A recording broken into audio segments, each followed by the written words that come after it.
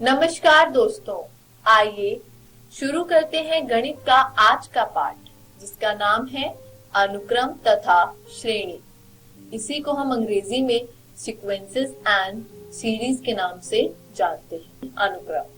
अनुक्रम होता क्या है बच्चों? अनुक्रम कुछ दिए हुए पदों का समूह होता है। ठीक है बच्चों। अब अनुक्रम जो है वो दो प्रकार से परिभाषित किया जा सकता है, परिमित अनुक्रम तथा अपरिमित अनुक्रम। तो सबसे पहले हम परिमित अनुक्रम की परिभाषा देखेंगे। वे अनुक्रम जिनमें पदों की संख्या सीमित होती है उसे परिमित अनुक्रम के नाम से जानते हैं। जैसा कि आपके सामने बच्चों एक उदाहरण दे रखा है, यहाँ पर हम देखते हैं कि ये परिमित है कि नहीं। पदों की संख्या जो दे रखी है उसकी हम गणना करेंगे। 1, 2, 3, 4 तथा 5। यहाँ ये जो अनुक्रम दिया है उसमें पदों की कुल संख्या 5 है, जो कि एक सीमित अंक है। इसलिए ऐसे अनुक्रम को हम परिमित अनुक्रम के नाम से जानते हैं। आगे बढ़ते हैं बच्चों, देखेंगे अगला विषय यानी अपरिमित अनुक्रम। वे अनुक्रम जिनमें पदों की संख्या सीमित नहीं होती है उसे हम अपरिमित अनुक्रम के नाम से जानते हैं। जैसे कि बच्चों आपके सामने एक उदाहरण दिया है, ये उदाहरण कुछ पहले दिए हुए उदाहरण जैसा ही दिखेगा, लेकिन इसमें एक अंतर है बच्चों। यहाँ पदों की संख्या सीमित नहीं है। कैसे? 1, 2, 3, 4, 5, लेकिन इन 5 पदों के बाद एक चिन्ह दे रखा है ये, और इसका अर्थ है कि ये अनुक्रम जो है वो अनिश्चित रूप से बढ़ता जा रहा है और हमें नहीं पता कि ये आखिर में समाप्त कहाँ होगा, यानी पदों की संख्या सीमित नहीं है। इस प्रकार के अनुक्रमों को हम अपरिमित अनुक्रम के नाम से जानते हैं। चलिए बच्चों आगे बढ़ते हैं, देखते हैं अपरिमित अनुक्रम की एक विशेष स्थिति। व्यवस्थित संख्याओं, जैसे आपके सामने एक अनुक्रम दे रखा है 1, 2, 3, 5, 8, और ये अनुक्रम जो है वो अपरिमित है, इसलिए वो अनिश्चितता के साथ बढ़ता जा रहा है। इस अनुक्रम का कोई स्पष्ट पैटर्न नहीं है, किंतु अनुक्रम की रचना पुनरावृत्ति संबंध द्वारा व्यक्त की जा सकती है। जैसे कि हम देखेंगे, उदाहरण के लिए बच्चों यदि मैं आपको समझाना चाहूँ, आप यहाँ देख सकते हैं A1 यानी पहला पद, A2 यानी दूसरा पद। A1 और A2 पहला और दूसरा दोनों पद का ही मान 1 है। अब यदि तीसरा पद A3 देखा जाए तो क्या है बच्चों? 2, जो कि पहले और दूसरे पद को जोड़कर बना है।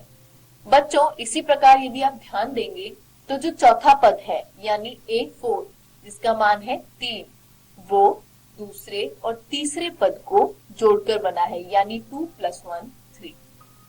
यदि आप पांचवा पद देखें तो उसका मान है 5, जो कि तीसरे और चौथे यानी 2 + 3 को जोड़कर बनाया गया है। इसी प्रकार आगे जब हम बढ़ेंगे तो बच्चों हम एक व्यापक संबंध परिभाषित कर सकते हैं कुछ इस रूप से कि an यानी जो भी nवा पद होगा वो होगा n-2वां और n-1 यानी इन दोनों ही पदों का योग होगा। और यहाँ स्थिति ये है बच्चों कि n का मान जो है वो 2 से अधिक होना चाहिए। इस अनुक्रम को फिबोनाची अनुक्रम कहते हैं। इसी के साथ बच्चों हमारा अनुक्रम समाप्त हुआ। आगे बढ़ेंगे श्रेणी की ओर।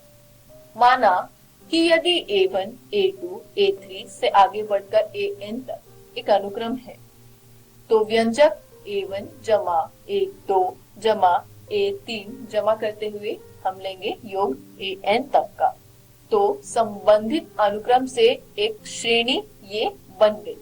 यानी ये श्रेणी जो है वो किससे संबंधित है बच्चों? जो ऊपर अनुक्रम दिया गया है।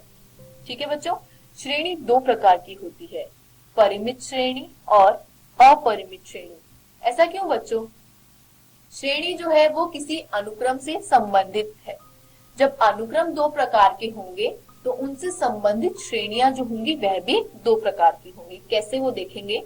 परिमित श्रेणी, श्रेणी परिमित कब होती है? यदि जिस अनुक्रम से वह संबंधित है वह अनुक्रम परिमित हो।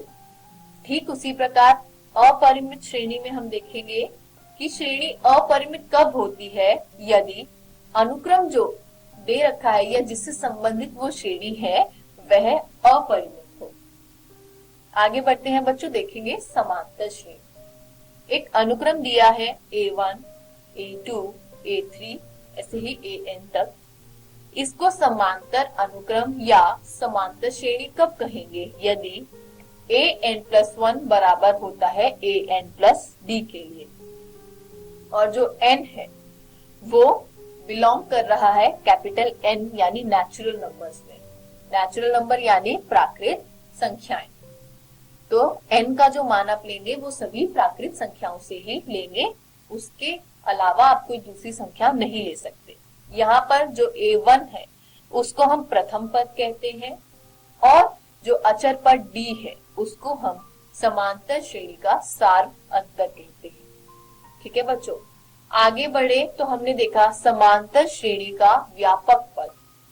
मान लीजिए एक समांतर श्रेणी जिसका प्रथम पद A1 तथा सार्व अंतर D है, अर्थात A जमा D, A जमा 2D, इस प्रकार का जो है समांतर श्रेणी आपको कुछ देखने को मिलेगा जब आप इसमें ये मान डाल देंगे। तो आगे बढ़े तो हमने देखा कि समांतर श्रेणी का nवां पद यानी जिसको हम व्यापक पद भी कहते हैं उसका मान निकलता है AN is equal to A plus bracket में N-1 इंटू D। इसका प्रयोग यदि बच्चों आप करना चाहे तो आप यहाँ भी करके देख सकते हैं। जब n का मान 1 होगा तो A1 क्या होगा? A प्लस n का मान 1 डाल दीजिए तो 1 माइनस 1 0 इंटू D 0, तो A1 का मान A हो गया। यदि आप n का मान 2 डालें तो A2 यानी जो आपकी दूसरी पद है, दूसरा टर्म है, उसको आप क्या लिखेंगे? A प्लस 2 माइनस 1 मतलब 1 हो जाएगा इंटू D, तो D रहेगा। तो दूसरा जो पद बनेगा A प्लस D। इस प्रकार से आप अपनी समांतर श्रेणी को प्राप्त कर सकते हैं। आइए बच्चों इसी पर आधारित कर लेते हैं एक उदाहरण। उदाहरण में कहा गया है यदि किसी समांतर श्रेणी का mवां पद यानी AM जो है वो n है तथा nवां पद जो है वो m है, यानी जो an टर्म है an यानी nवां पद है उसका मान है n के बराबर। पहले ही कहा गया है कि m n के बराबर नहीं है, तो हमें pवां पद जो है वो याद करना है। mवां पद n है यानी am। कैसे परिभाषित है व्यापक पद बच्चों? an is equal to A plus N-1 into D। यहाँ पर n की जगह m है तो am is equal to A plus M-1 into D is equal to n। इसको हम पहला समीकरण मान लेते हैं और जो फिर कहा गया है कि nवां पद m के बराबर है उसको परिभाषित करके हमने दूसरा पद मान लिया, दूसरा समीकरण मान लिया, यानी an is equal to A plus N-1 into D is equal to m। अब इन दोनों समीकरण का प्रयोग करके हम आगे हल करेंगे तो हमने देखा कि m minus n into D is equal to n minus m। कुछ नहीं किया है बच्चों, पहले समीकरण से दूसरे समीकरण को घटा दिया है। आगे बढ़े तो हमने देखा कि D का मान जो है वो पिछले समीकरण को हल करने पर आ गया -1, यानी श्रेणी का जो सार्व अंतर है वह है -1। तो इससे हमें मिला कि जो पहला पद है उसका मान होगा A is equal to n plus m-1, यानी जो AP का मान है वो आया है n plus m minus p। तो p वाला पद हमने याद कर लिया। आगे बढ़े तो हमने देखा समांतर श्रेणी के कुछ गुणधर्म या आप उनकी कुछ विशेषताएं भी इन्हें कह सकते हैं। आपके सामने एक समांतर श्रेणी दे रखी है 2, 4, 6, 8, 10। समांतर श्रेणी क्यों है बच्चों? क्योंकि 4 में से आप 2 घटाएंगे तो क्या आएगा? 2। 6 में से 4 घटाएंगे तो 2। 8 में से 6 घटाएंगे तो 2, यानी सार्व अंतर यहाँ पर 2 आ रहा है। अब यदि बच्चों किसी भी समांतर श्रेणी में आप एक अचर पद से, जैसे कि हमने यहाँ 2 लिया है, मतलब आप एक ही अचर से श्रेणी में जितने भी संख्या दे रखी है, जितने भी पद दे रखे हैं, उन सबको योग करेंगे, यानी 2 के साथ 2 जोड़ा, 4 के साथ भी 2 ही जोड़ा, 6 के साथ भी 2 ही जोड़ा, यानी 2 हर एक पद के साथ जोड़ दिया, तो हमें परिणाम स्वरूप एक नई श्रेणी प्राप्त हुई जो है 4, 6, 8, 10, 12। तो परिणाम में जो श्रेणी प्राप्त हुई है उसको यदि मैं देखूं तो 6 में से 4 घटाने पे क्या आता है बच्चों? 2। 8 में से 6 घटाने पर 2, 10 में से 8 घटाने पर 2 और 12 में से 10 घटाने पर 2। तो बच्चों यहाँ सीखने को ये मिला कि कोई भी एक समांतर श्रेणी दी गई है, आप एक ही अचर संख्या यदि हर एक पद में जोड़ दें तो फिर परिणाम में आपको जो श्रेणी प्राप्त होगी वह भी एक समांतर श्रेणी होती है। अगला देखते हैं बच्चों, फिर से वही समांतर श्रेणी आपको दे रखी है। इस बार हमने एक संख्या, एक निश्चित संख्या, अचर संख्या हर पद से घटा दी है, तो जो परिणाम में श्रेणी प्राप्त हुई वो ही 0, 2, 4, 6, 8। यदि 2 से 0 को घटाएं तो होगा 2, 4 से 2 को घटाएं तो 2, 6 से 4 को घटाएं तो 2 और 8 में से 6 को घटाएं तो भी 2। यानी परिणाम में जो श्रेणी प्राप्त हुई वह फिर से एक समांतर श्रेणी का उदाहरण है। तो बच्चों यहाँ से हमें ये सीखने को मिला कि कोई भी समांतर श्रेणी है, यदि उसके हर एक पद से आप एक अचर संख्या को घटा दें तो परिणाम में जो श्रेणी प्राप्त होती है वह भी एक समांतर श्रेणी है। आगे बढ़ते हैं बच्चों। आगे बढ़ेंगे तो हम देखेंगे अगली विशेषता। इसमें कहा गया है कि एक समांतर श्रेणी है 2, 4, 6, 8, 10। अब इस समांतर श्रेणी में हमने कुछ नहीं किया बच्चों, एक अचर संख्या 2 से श्रेणी के हर एक पद को गुना कर दिया।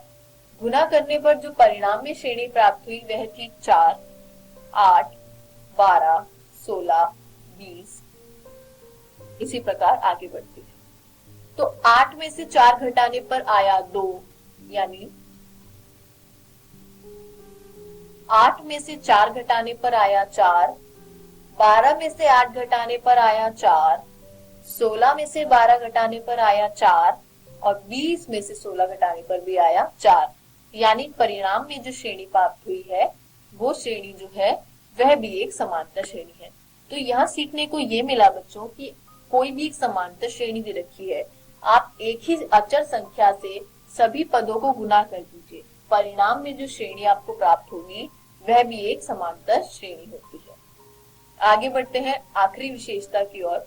आपके सामने जो ये समांतर श्रेणी दी गई है, यदि इसको एक अचर संख्या से इसके हर एक पद को भाग दे दिया जाए, जैसा कि हमने 2 से दिया है, तो परिणाम में आपको जो समांतर श्रेणी प्राप्त होगी वो कुछ इस प्रकार होगी।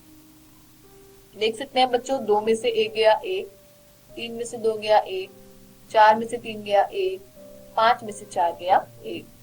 तो यही कहा था बच्चों मैंने कि जो आपको परिणाम में प्राप्त हुई है वह भी एक समांतर श्रेणी होगी, ये हमने देख लिया। तो बच्चों अंत में हमें विशेषताओं से सीखने को ये मिलता है, समांतर श्रेणी में आप एक ही उसके जितने पद है उसमें कोई एक अचर संख्या जोड़ लीजिए, घटा लीजिए, उस अचर पद से उसको गुना कर दीजिए या भाग दे दीजिए, परिणाम में जैसी भी श्रेणी आपको प्राप्त होगी वह हमेशा ही समांतर श्रेणी होगी। ठीक है बच्चों, आगे बढ़ते हैं, देखते हैं अगला विषय, समांतर श्रेणी के n पदों का योगफल। समांतर श्रेणी के लिए हम कुछ संकेतों का उपयोग करेंगे, वो देख लेते हैं बच्चों। a यहाँ पर है प्रथम पद, l है अंतिम पद, d है सार्वअंतर, n यहाँ पर है पदों की संख्या और Sn जो है वो है समांतर श्रेणी के n पदों का योगफल। तो समांतर श्रेणी के n पदों का योगफल में जब हमने देखा तो समांतर श्रेणी है a जमा d, a जमा 2d, ऐसे ही करके a जमा n-1d तक। तो जो l यानी आखिरी पद है वो है a plus n-1 into d, Sn is equal to n/2 bracket में 2a plus n-1 into d। तो हम इसको इस प्रकार भी लिख सकते हैं, क्यों a और a मिलके 2a हो जाएगा। अब इसको यदि मैं दूसरे रूप में लिखना चाहूँ तो मैं ऐसे भी लिख सकती हूँ, Sn is equal to n/2 bracket में a प्लस l। इसी पर आधारित हम एक उदाहरण कर लेते हैं बच्चों।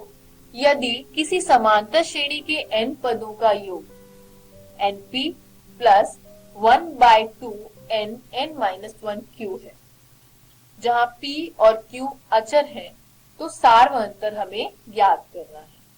माना कि A1 A2 से लेकर AN तक ये एक समांतर श्रेणी दी गई है, तो इसका योग कैसे निकलेगा? सभी पदों को जोड़ देने से। तो वो हमें दे रखा है NP plus 1/2 N into N minus 1 into Q। यहाँ पर S1 अगर पहले पद का लिया जाए तो वो है P, S2 यानी A1 प्लस A2 वो है 2P प्लस Q। तो A2 यदि मैं निकालना चाहूं तो S2 में से S1 घटाकर निकल जाएगा P प्लस Q। तो जो सार्व अंतर है वो हमारा होगा D is equal to A2 minus A1, यानी सार्व अंतर जब हमने निकाला तो हमें प्राप्त हुआ Q।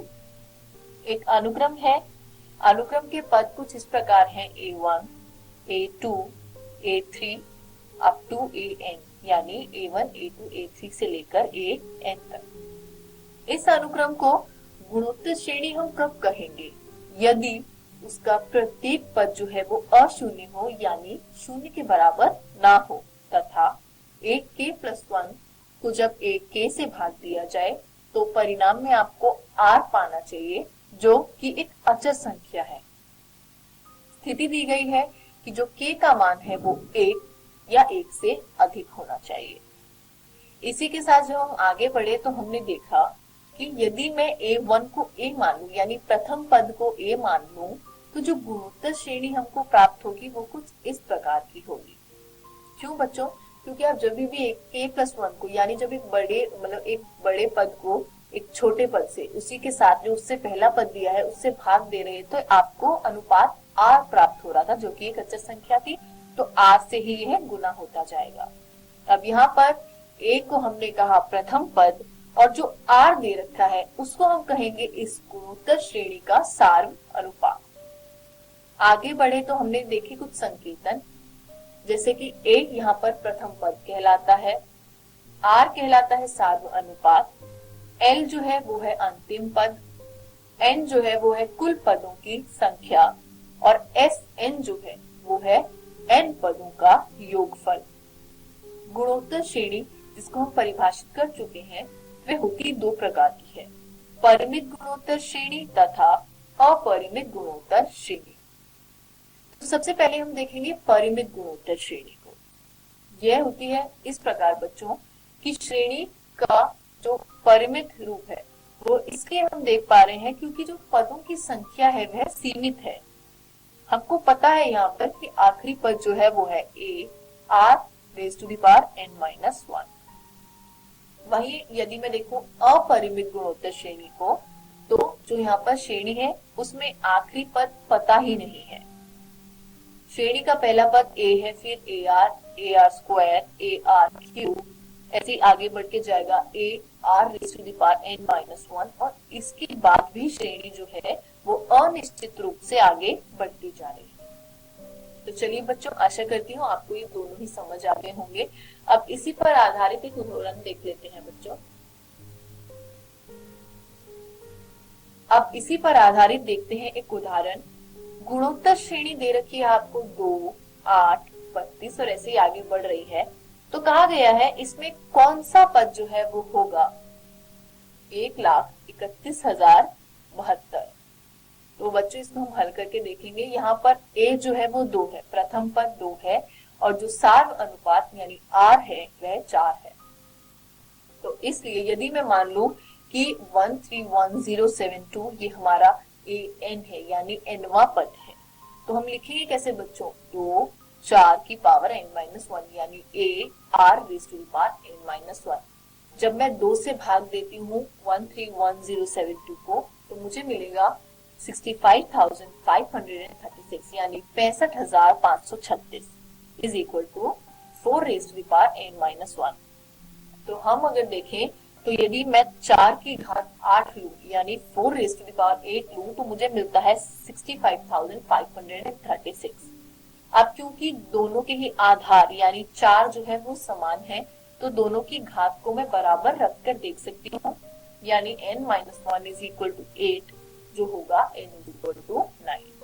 अर्थात जो ये 1,31,072 यानी 131072 है, यह गुणोत्तर श्रेणी का 9वां यानी 9th पद है। ये उदाहरण आप समझ गए होंगे बच्चों। आगे बढ़े तो हमने देखा गुणोत्तर श्रेणी के n पदों का योगफल। माना कि गुणोत्तर श्रेणी का प्रथम पद a है तथा उसका सार्व अनुपात r है, तो जो गुणोत्तर श्रेणी के n पदों का योगफल Sn है वो हम कैसे लिखेंगे? Sn is equal to a plus ar square up to arn minus 1। तो बच्चों कुछ नहीं किया है, जितने पद दे रखे थे उन सभी को आपस में जोड़ दिया है। यदि मैं इसको समीकरण 1 मानूं तो आगे हमने देखा कि यहाँ पर दो स्थितियां हो सकती है। जो सार्वनुपात है या तो वो 1 हो जाए, 1 से अधिक हो जाए या फिर 1 से कम हो जाए। बहुत अलग अलग तरीके की स्थितियां हो सकती हैं। यदि r बराबर 1 है तो Sn होगा a प्लस a, ऐसे ही करके a n पदों तक, तो ये हो जाएगा na, क्योंकि a जो है वो n बार जोड़ा जा रहा है। वहीं पर स्थिति अगर ऐसी हो कि r का मान जो है वो 1 के बराबर नहीं है, तो जो समीकरण 1 है उसको यदि मैं r से गुना करूं तो प्राप्त होगा Rsn is equal to ar plus ar square plus ar cube plus up to arn। इसको हमने मान लिया समीकरण 2। अब 2 को 1 में से घटाने पर हमें क्या मिला? 1 minus r into Sn is equal to a minus a r raise to the power n। अब a इन दोनों में से कॉमन ले लिया तो ब्रैकेट में बचा 1 minus r raise to the power n। इससे हमें मिला कि Sn is equal to a into 1 minus r raise to the power n divided by 1 minus r। या फिर बच्चों हम इसको ऐसे भी लिख सकते हैं Sn is equal to a bracket में Rn माइनस 1 डिवाइडेड में r माइनस 1। बच्चों ये इस बात पर निर्भर करता है कि जो r का मान है वो 1 है या 1 से छोटा और बड़ा है। जब हमने n पदों का योगफल पढ़ लिया तो करते हैं इस पर आधारित एक उदाहरण। आपको ये दे रखा है एक गुणोत्तर श्रेणी, उसके n पदों का हमें योगफल याद करना है। यहाँ a जो है वो 1 है और r का मान जो है वो 2/3 है। हमें जो n पदों का योगफल निकालना है उसके लिए सूत्र प्राप्त है Sn is equal to a 1 minus Rn divided by 1 minus r। तो हमने बच्चों ये वाला सूत्र क्यों प्रयोग किया? हम वो भी तो कर सकते थे Rn minus 1 divided by r minus 1। ऐसा इसलिए नहीं किया बच्चों क्योंकि यहाँ पर r का जो मान है वो 2/3 है, यानी 2 को 3 भागों में बांटा जा रहा है जिसका मान निश्चित रूप से 1 से कम आएगा। तो यदि मैं Rn माइनस 1 लूं तो हम अगर 1 से छोटी संख्या रख ले पहले और उसमें से 1 को घटाए तो हमें ऋणात्मक संख्या प्राप्त होगी। इसलिए हमने यहाँ लिया है 1 minus r raise to the power n और 1 माइनस r का मान डाल दिया, a का मान डाल दिया। a का मान हमें प्राप्त है 1 और r का मान हमें प्राप्त है 2/3। तो जब हमने मान डाला और इसको आगे हल किया तो हमें प्राप्त हुआ उत्तर में 3 ब्रैकेट में 1 minus 2/3 raise to the power n। समांतर माध्य की परिभाषा। आखिरकार समांतर माध्य होता क्या है? दो संख्याएं a तथा b हमने ले ली हैं। इन संख्याओं के बीच में एक संख्या और लेते हैं बड़ा a, तो छोटा a, बड़ा a और छोटा b समांतर श्रेणी में हो जाते हैं। तो संख्या जो बड़ा a है वो a और b का समांतर माध्य यानी एरिथमेटिक मीन कहलाता है। अब यदि ये श्रेणी जो है वो समांतर श्रेणी है तो यहाँ सार्व अंतर होना अनिवार्य है। तो यदि मैं b में से बड़े a को घटाऊं या फिर बड़े a में से छोटे a को घटाऊं, दोनों का ही मान बराबर होगा। अर्थात बड़ा a बराबर होगा छोटा a प्लस b/2। आगे बढ़े तो हमने देखा कि दो संख्याएं a तथा b के मध्य समांतर माध्य जो होता है वो उनके औसत यानी a प्लस b/2 के रूप में व्याख्यित किया जा सकता है। तो समांतर माध्य आप समझ गए होंगे। आगे देखते हैं गुणोत्तर माध्य। दो धनात्मक संख्याओं a तथा b का गुणोत्तर माध्य होता है संख्या √a गुना b। इसलिए 2 तथा 8 का गुणोत्तर माध्य होगा √2 गुना 8 जो कि होगा √16 बराबर होगा 4 के। तो 2 और 8 ये आपको एक उदाहरण लेके दिया गया है कि यदि दो संख्याएं दी गई है तो उनका गुणोत्तर माध्य आप किस प्रकार से प्राप्त कर सकते हैं। आगे बढ़ते हैं और देखते हैं समांतर माध्य तथा गुणोत्तर माध्य के बीच संबंध। माना कि बड़ा ए तथा बड़ा जी दी गई दो धनात्मक वास्तविक संख्याओं a तथा b के बीच क्रमशः समांतर माध्य तथा गुणोत्तर माध्य है। तो a बराबर होता है a प्लस बी बाई 2 और g बराबर होता है अंडर रूट ए बी के। आगे जब हमने हल किया तो देखा इस प्रकार a में से यदि g को घटाया जाए तो a का मान लिख देंगे a plus b by 2 minus under root a गुना b। आगे हल किया तो हमें मिला देखने को छोटा a प्लस छोटा b माइनस 2 अंडर रूट छोटा a गुना छोटा b पूरे के बटे में 2। इसको हम इस प्रकार से लिख सकते हैं a को अंडर रूट a का whole square plus under root b का whole square minus 2 under root a into यानी अंडर रूट a गुना अंडर रूट b के। तो हम देखेंगे ये समीकरण कुछ इस प्रकार का रूप ले लेता है कि under root a minus under root b का होल स्क्वायर बटे में 2। इसका मान जो है वो 0 या 0 से अधिक होगा। इसको हम समीकरण 1 मान लेते हैं। 1 से हमें ये मिल गया कि जो एरिथमेटिक मीन है वो बड़ा होता है ज्योमेट्रिक मीन से। ये संबंध स्थापित हुआ। आइए बच्चों इसी पर आधारित एक उदाहरण देख लेते हैं। यदि दो धनात्मक संख्याओं a तथा b के बीच समांतर माध्य तथा गुणोत्तर माध्य क्रमशः 10 तथा 8 हैं तो हमें वह धनात्मक संख्याएं ज्ञात करनी है। कैसे करेंगे बच्चों? हम सभी जानते हैं कि जो एरिथमेटिक मीन यानी समांतर माध्य होता है वो होता है a प्लस बी बाई 2 जो बराबर है 10 के। ऐसा दे रखा है, इसको हमने मान लिया समीकरण 1। उसी प्रकार जो जियोमेट्रिक मीन यानी गुणोत्तर माध्य है वो बराबर होता है अंडर रूट a गुना b के, जो कि बराबर दिया है 8 के। तो 1 और 2 ये जो पहला समीकरण है और जो दूसरा समीकरण है उसको यदि हम साथ में देखें तो हम पाएंगे कि a प्लस b बराबर है 20 के। इसको हम समीकरण 3 मान लेते हैं और a गुना b जो है वो बराबर है 64 यानी 64 के। इसको हमने मान लिया समीकरण 4। तो 3, 4 से a तथा b का मान सर्वसमीका से हम देखें, यदि हमको पता है कि a माइनस b का होल स्क्वायर जो होता है वो बराबर होता है a प्लस b के होल स्क्वायर माइनस 4ab। अब यदि इस जो सर्वसमीका के लिए हमको ये कुछ तथ्य दे रखे हैं कि a प्लस b बराबर है 20 के और ab बराबर है 64 के, यदि यह सारे मान इसमें डाल दिए जाएं तो हमको मिलेगा a माइनस b का होल स्क्वायर बराबर हो जाएगा 400 के। कैसे बच्चों? a प्लस b का मान आपको 20 दे रखा है, इसका आप स्क्वायर करेंगे तो आएगा 400 माइनस 4 गुना करना है a b के साथ। तो 4 का जब आप गुणन करेंगे 64 यानी 64 के साथ तो आपको प्राप्त होता है 256। अब यदि 400 में से 256 हटा दिया जाए तो आपको प्राप्त होता है 144। और हमें पता है 144 जो है वो किसका वर्ग होता है बच्चों? 12 का या फिर ऋणात्मक 12 का। तो हमें प्राप्त हुआ कि a माइनस b के दो मान हो सकते हैं, या तो ये प्लस 12 हो सकता है या ये माइनस 12 हो सकता है। इसको मान लिया हमने समीकरण 5। अब 3 तथा 5 को हल करने पर हमें मिला कि a बराबर है 4 के और b बराबर है 16 के, किंतु यदि आप a का मान 16 लेते हैं तो b का मान 4 हो जाता है। ठीक है बच्चों, इसी के साथ हमारा जो ये उदाहरण था उसका परिणाम हमें देखने को मिल गया कि संख्याएं a और b जो है या तो 4 और 16 है, नहीं